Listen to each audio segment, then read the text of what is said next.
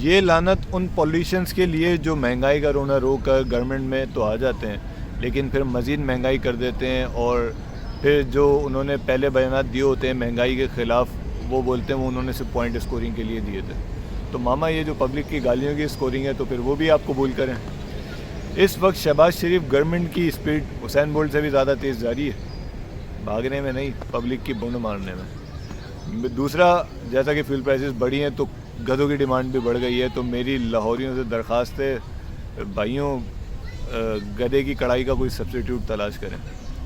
माना कि पूरी दुनिया में फ्यूल प्राइसेस बढ़ी हैं, यूएई में भी इस वक्त रिकॉर्ड पर लीटर प्राइसेस हैं, 4 दरहम से क्रॉस किया है। टर्की में 23 लीरा पर लीटर है। इसी तरह यूके में 1.8 पाउंड पर लीटर चला गया, जो कि 500 पीकेआर के बराबर बनता है पर लीटर। लेकिन पाकिस्तान ये अफोर्ड नहीं कर सकता, क्योंकि पाकिस्तान में अनएम्प्लॉयमेंट बहुत ज़्यादा है, पाकिस्तान में लोगों की इनकम नहीं है। दूसरा, पाकिस्तान में हर बुरा काम तो आप स्मगलिंग के थ्रू कर लेते हैं, चाहे वो चर्स हो, शराब हो, अफीम हो, हर बुरे काम की चीज़ तो स्मगल हो जाती है। तो फ्यूल क्यों नहीं हो सकता? दूसरा, तो आप लकी हैं कि ईरान आपके साथ लगता है, हो भी सकता है ईज़िली, और मिलता भी है। आप गवादर की तरफ जाएँ तो आपको रोड्स पे, प्लॉट्स पे वो ड्रम रख के ईरानी पेट्रोल बेच रहे होते हैं। गवादर चले जाए तो सारी प्रोडक्ट्स ही ऐसा लगता है आप ईरान के किसी शहर में आ गए, सारी प्रोडक्ट ईरान की मिलती है। तो फ्यूल क्यों नहीं? ये पब्लिक की बेहतरी के लिए तो ये हो सकता है ना, इसकी फ्यूल की स्मगलिंग।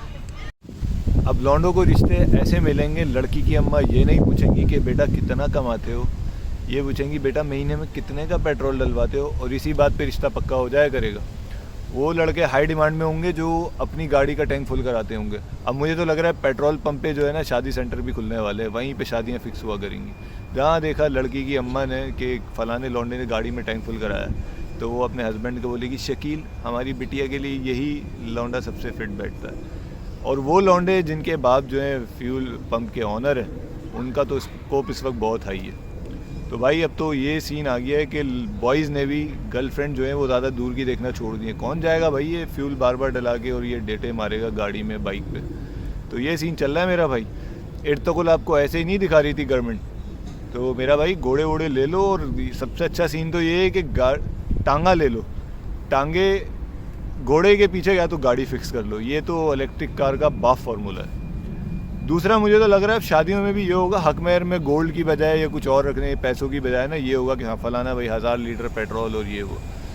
सिचुएशन बहुत नाजुक सूरत हाल चल रही है इस वक्त। बात ये है कि ना आपकी पब्लिक ट्रांसपोर्ट बेहतर है, चलो अगर वो बेहतर हो तो पब्लिक उसका यूजेज ज़्यादा करे और पर्सनल गाड़ियाँ और बाइकें कम यूज़ करे। अब वो बेहतर नहीं है तो हर बंदा अपनी ट्रांसपोर्ट यूज़ कर रहा है और फ्यूल की कंजम्पशन हाई जा रही है और ये इन्फ्लेशन हो रही है। अब यूके में क्या है कि लोग ज़्यादा से ज़्यादा साइकिल यूज़ करते हैं, पब्लिक ट्रांसपोर्ट यूज़ करते हैं। साइकिल पे वो ट्रेन स्टेशन तक जाते हैं, वहाँ से फिर अपना ऑफिस ट्रेन में जाते हैं, वापस आते हैं, फिर साइकिल लेके घर जाते हैं। अच्छे खासे लोग ये करते हैं और गवर्नमेंट प्रमोट करती है, अलग से लेन बनाई हुई है साइकिल की। यहीं नहीं, पूरे यूरोप में मतलब साइकिल वालों की बहुत ज़्यादा इज्जत है। हमारे यहाँ क्या है कि किसी की थोड़ी पोजीशन बढ़ गई, कोई डायरेक्टर बन गया तो उसके स्टेटस पे बात आ जाती है, वो अपने आप को नवाब समझता है कि गाड़ी से तो उसने उतरना ही नहीं है, मतलब अगर बाइक पे आ गया तो उसकी इज्जत में कमी आ जाएगी। यहाँ पे क्या है कि कंपनी में अगर कोई डायरेक्टर है, हो सकता है वो साइकिल पे जाकर ट्रेन में जा रहा हो सकता है उसी कंपनी में सबसे जूनियर गाड़ी में आ रहा हो।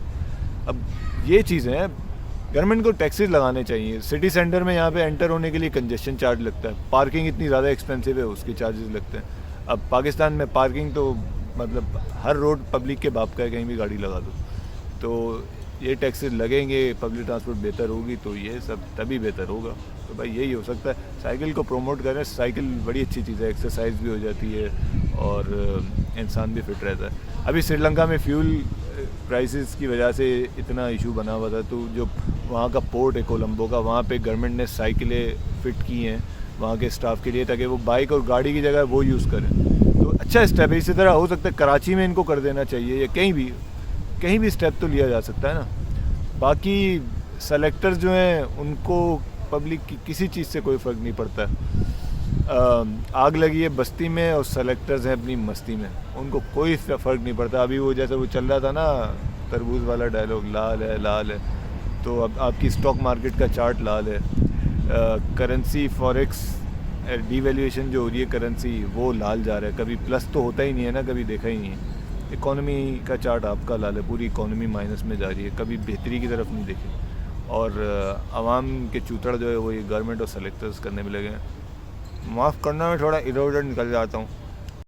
दूसरा, अभी पाकिस्तानी बॉयज़ उस बंदे को ढूंढ रहे हैं जिसने वो गाना गाया था ना, गड्डी तू मंगा दे तेल मैं पवा देंगा। तो वो बोल रहे हैं चलिए, इस गाने को उल्टा भी गाया जा सकता था ताकि बल्ली जो है लड़कियों पे चली जाती। वो ये हो सकता था, गड्डी मैं ले आवांगा तेल तू पवा दे। तो भाई अभी सिचुएशन बहुत गंभीर चल रही है बॉयज़ के साथ, थोड़ा अफोर्डेबिलिटी में बात आ गई है।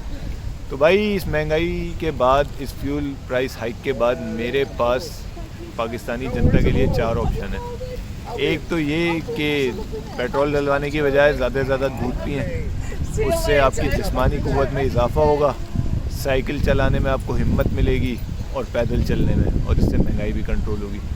दूसरा, चिंची के आगे आप गधा बांध लें तो पब्लिक ट्रांसपोर्ट सस्ती हो जाएगी। तीसरा, गाड़ी के आगे आप टांगा बांध लें तो फ्यूल का कोई एक्सपेंस ही नहीं है। चौथा, लाहौरियों से दरख्वास्त है कि गधा कम खाएं, ऐसा ना हो फ्यूल बढ़ने के बाद गधे भी महंगे हो जाएं। तो ये 4 ऑप्शन है, और अगर ये चारों ऑप्शन में से कोई भी फिट नहीं होता तो मेरा भाई पाकिस्तान से जितना जल्दी हो सकता है निकलने की करें। पासपोर्ट का कलर बदलें, अगर कलर नहीं बदल सकता तो कोई वीज़ा ही लगवा लें, निकल लें बस। यही ऑप्शन है जब तक कोई घर का एक बंदा बाहर नहीं होगा, बाहर से कोई इनकम नहीं आ रही होगी, तो पाकिस्तान में ये सब कुछ अफोर्ड करना मुश्किल होता जाएगा। मुझे पाकिस्तान की करंट सिचुएशन और हालात जो कि बेहतर होने का नाम नहीं ले रहे, उस पे हबीब जारिब का एक शेर याद आया जो मैं कह देता हूँ। कहाँ कातिल बदलते हैं फ़कत चेहरे बदलते हैं, अजब अपना सफ़र है फासले भी साथ चलते हैं। बहुत कम ज़र्फ़ था जो महफ़िलों को कर गया वीरां, ना पूछो हाल यारा शाम को जब साए ढलते हैं। वो जिसकी रोशनी कच्चे घरों तक भी पहुंचती है, ना वो सूरज निकलता है ना अपने दिन बदलते हैं। रब रख।